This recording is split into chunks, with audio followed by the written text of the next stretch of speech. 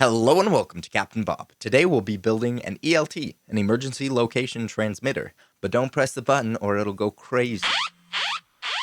You pressed the button, didn't you? This is a simple build, but that doesn't mean it didn't take a lot of time to design. I think I went through about 5 drafts. This one is the one I'm most pleased with. For this build, you'll need these 3D printed parts. This is printed in clear. You could just use 1.6mm acrylic, that's 1/16 inch, or you could go hunting for it. You'll need 2 M2 8mm screws, 2 M3 12mm screws, 2 M3 16mm screws, 2 nuts, and this magic switch. Part number for the switch is right here. You'll also need an LED and a 150 ohm resistor, which I definitely forgot. Whoops. Let's start off with this piece, putting this piece in it, which means we need to start with this piece. So let's start with this piece. Oh dear. It's been a while. So let's grab our square. And this square, by the way, is 9.7mm by 11.7mm. You can press it in here. And if all goes to plan, it should fit. You will want to, before you put it in, kind of make sure your supports are all gone, because you will be able to see through this light because it's clear. Crazy how that works. And you'll see there's a hole right here. Now that hole should be opposite from this notch right here so that it can go in harmony. You should be able to switch it. Then you should line up the hole with the hole and put the M2 8mm countersunk screw. If it's not going, you probably misaligned it. Not that that's ever happened. Then flip it over to the other side. If you manage to get it the first try, you get a prize. Make sure it's loose enough that you can wiggle it around and it'll flip. I went a good amount, then backed off. That's very scientific.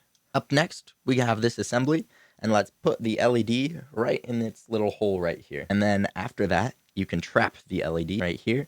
Now, do take care to make sure that this LED is separated with its pins. You don't want them touching, but you can kind of clamp this down. It might help to bend the LED pins down, kind of where these are crimped together.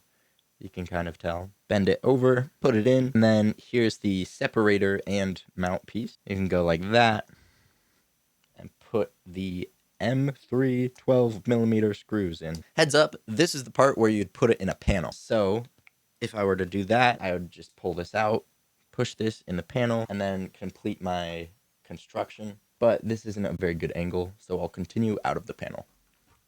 We put both of these M3 screws in, and then tighten them on the other side. Now you can slide the slide switch in the way the slide switch doesn't usually slide. Then the penultimate step is to attach it to these screws right here.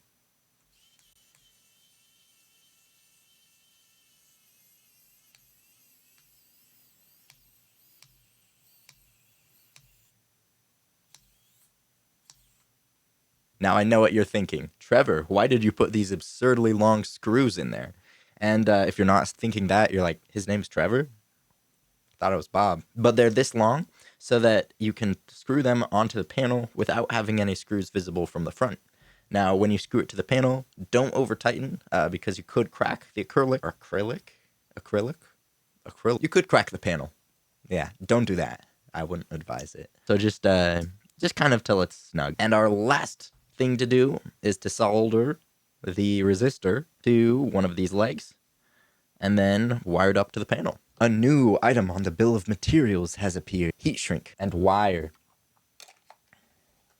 Remember which one's the long one and which one is the short one, so you don't have to take it apart later. The left one for me is long. The right one is shorter. The right one is going to be negative. I'll cut it a little just so I don't have to deal with that. Then cut this resistor to about the same length. If you don't know how to solder or solder, whichever skill you want to learn, there are some good resources out there. I'll link them below. Don't worry. The big thing to know is that if it smells like chicken, you're soldering the wrong thing. I'll start by tinning them and then solder them together right here. Now I'm wiring the end, and this is going to be 110 meters. No, a tenth of a kilometer? No. If you're using the Imperial system, that's approximately 3 eagle farts plus 43.5 inches. Don't forget to put the heat shrink on, Although right now it's not as critical because there's still an open part. Now we're going to wire a little bit from this middle pin to after the resistor. So like right here, because this is ground. You could make it less confusing if you put this resistor on the other leg instead, but I didn't. I made this 15 centimeters. That's around 6 or 7 inches. I swear I didn't do that on purpose. 6 inches. Nip a little bit off so we can tap into the ground. It smells like burnt mouse pad for some reason. It must have been the mouse pad I burnt. Heat shrink. Kind of a cool thing, you know. You think that would just be like a hot therapist, but no, it's just tube that shrinks when you heat it. You know, you're yapping with your shrink.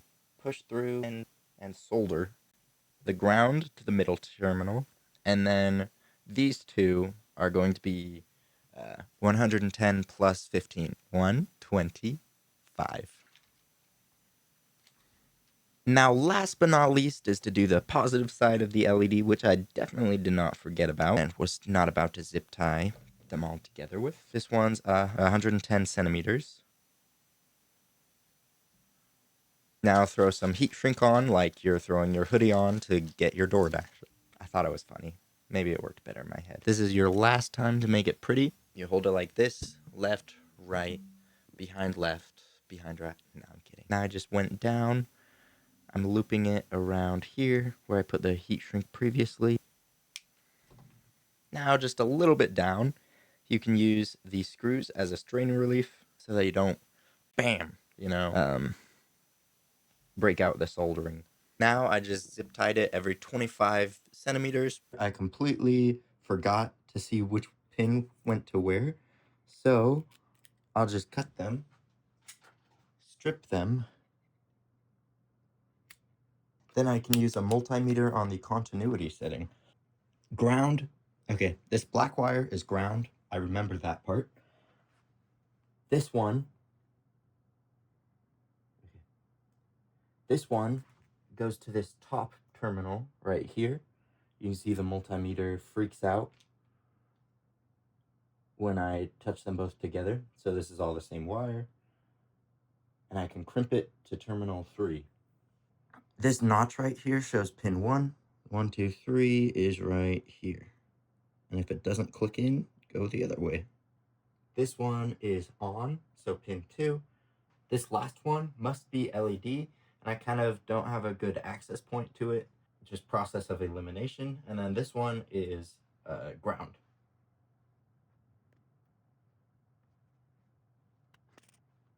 Then once you have this connector, you can plug it in to this JST connector right here. You can also use DuPont connections if you prefer. And then you can route it all the way over to the ELT. It should end up looking somewhat like this, and then you can just tie it around other wires that are already going these places, like these and stuff.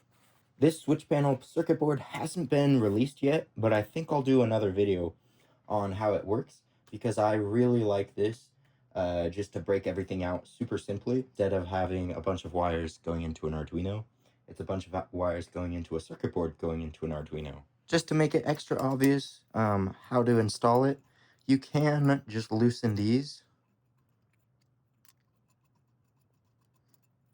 And then if you're careful enough, you can slide this off. Put this little shell back on. And the standard I'm having is that these 2 screw holes are left. Put it in. You can put the light in while pushing it down. Kind of wiggle it sideways a little bit. And then push the screws through. Now before you close it down, you'll want to make sure that the the LED is all the way in. It looks like it's pretty good. You can use a set of tweezers to push it all the way down. And then just wiggle it through. Make sure it's each of the pins of the LED goes through its little slot. You can tighten down the nuts. Amazing. And you almost have it, but it's rickety. So tighten down these side screws. But not too much. Now you have your ELT. Not gonna lie, my wiring diagram is a little abysmal. I don't know how helpful it is, but we have 31, 32, 33 for on, reset, and LED, respectively. And we have the 15 centimeter service loop, is what we're calling it, for that. And then the this one is 125 centimeters right here. All right. Now let's go on to Flight Sim. We're right here, and if we click on, it flashes along with the ELT signal right here. If we flip it back to middle, it's armed, and then we can reset it or test it in the bottom position. Thank you so much, everyone, for watching, especially the Patreon supporters who support this project and keep it alive.